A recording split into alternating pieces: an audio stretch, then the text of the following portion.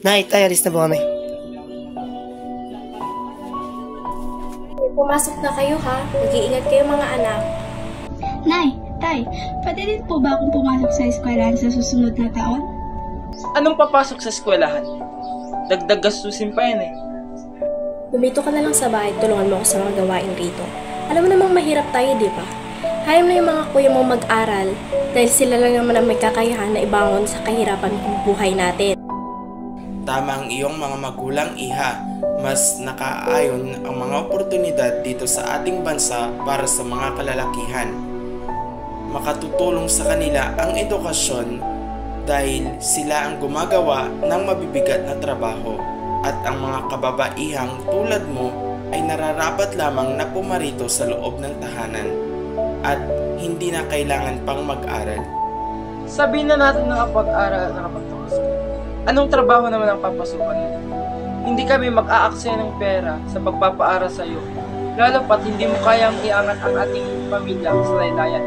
Dahil nga, babae ka lang.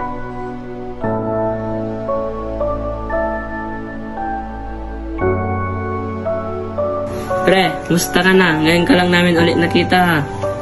Ang totoo niyan, titigil na ako sa pag-aaral. Hindi na kasi ako kayang pag-aralin ng magulang ko, kaya titigil muna ako sa pag-aaral at maghahanap ng trabaho para makatulong sa pamilya ko. Paano pangarap mo? Ganun talaga. Kailangan ko magsakripisyo. Kailangan kong unahin ang pamilya bago ang sarili.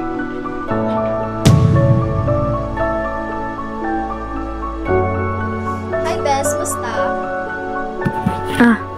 Ayos lang. Bes, alam mo, napapaisip ako. Ang hirap pala noon, no? Noong mga panahong wala pang karapatan sa edukasyon ng mga babae at mahihirap. Ang hirap siguro masenso noon. Nako, sinabi mo pa.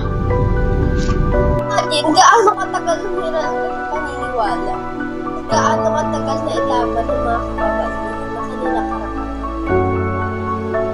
Hay nako mga bata, magpasalamat na lamang kayo at hindi nyo dinanas ang sistema ng buhay.